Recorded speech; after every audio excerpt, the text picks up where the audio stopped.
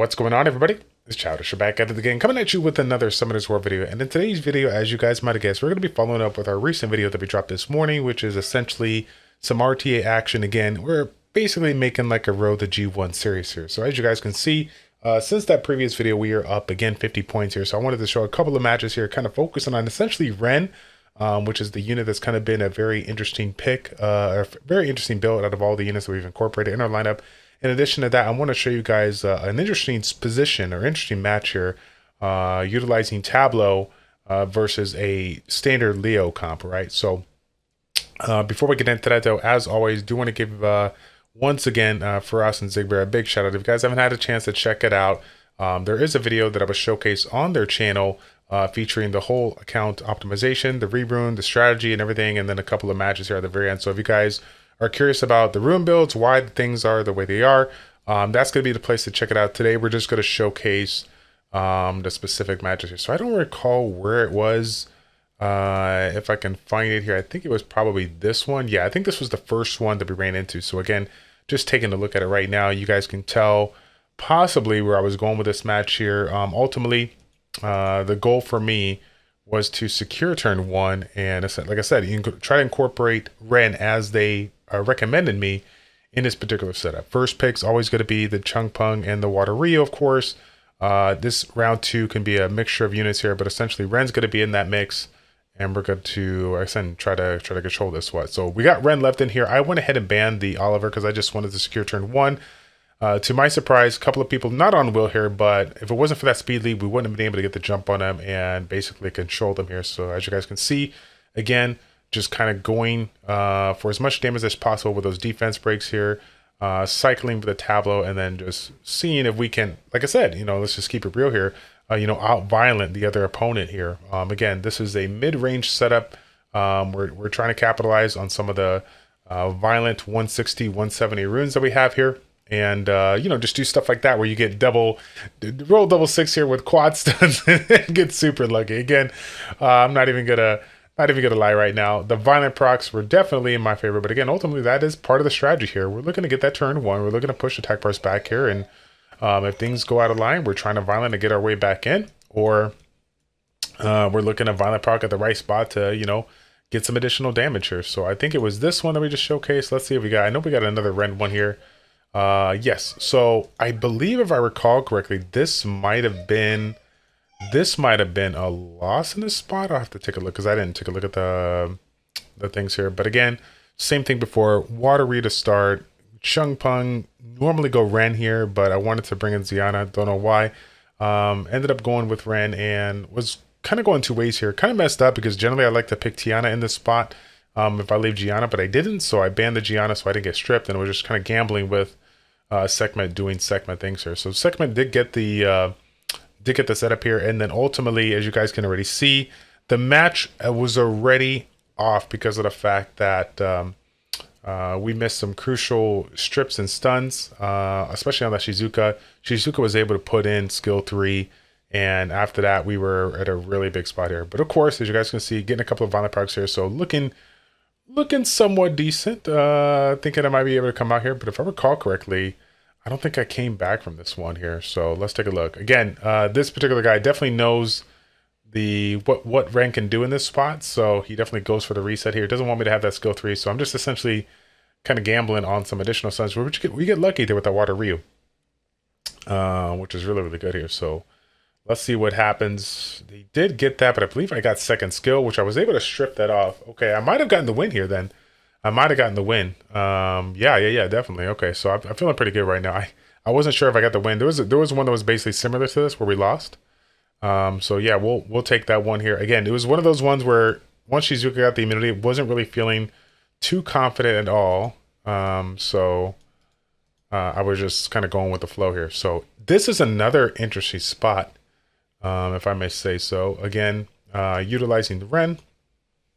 I don't recall. I think this is the yeah, okay, this was not the main one here. This is the one right before the last one here for the Tableau. So again, this is what I've been seeing a lot in C3 right now. The Leo, Ragdoll, Vertihill, just nasty comps. And with the 4 particular units, he didn't have any kind of immunity, so wasn't really worried about bringing like a triple strip here that was just trying to do what I normally do here. And as you might have guessed, because of the fact that he had Leo, I went ahead and, dropped a Leo because I wanted to get full value out of the turn cycling that I was trying to bring in with regards to Tableau, right? So, of course, feeling fairly good right now because, again, we're keeping these units at bay and whatnot here. But ultimately, we did not get the reset that we needed on the Fire Bison to do work. We were able to push the attack bars back, but the big miss there was the skill 3. Luckily for us, we didn't get stunned in that spot.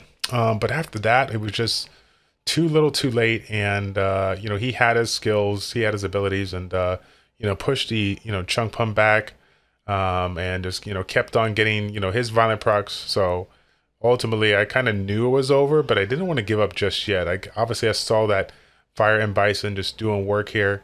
And so I just kept on going for it, despite the fact that we're creating all over the place. I mean, you can't do nothing about that rectal. But I mean, ultimately, Fire and Bison was the one that just crippled me to no end here. So I essentially give up here. Unfortunately, a little misvalue on certain spots that I picked here. But again, I want to show you guys some wins, some losses.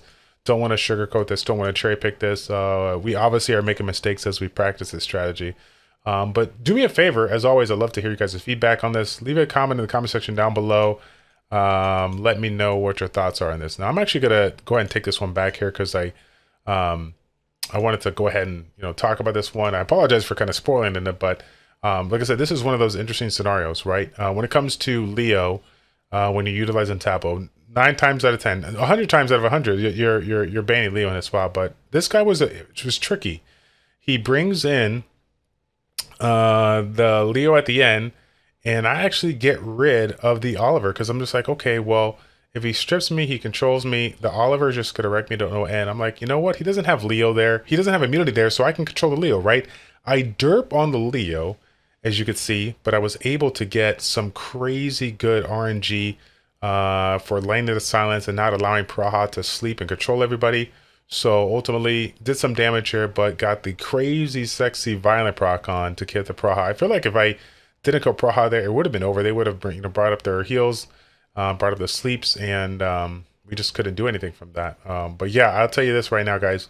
In that particular spot, 9 times out of 10, 100 times out of 100, I keep on saying that, right?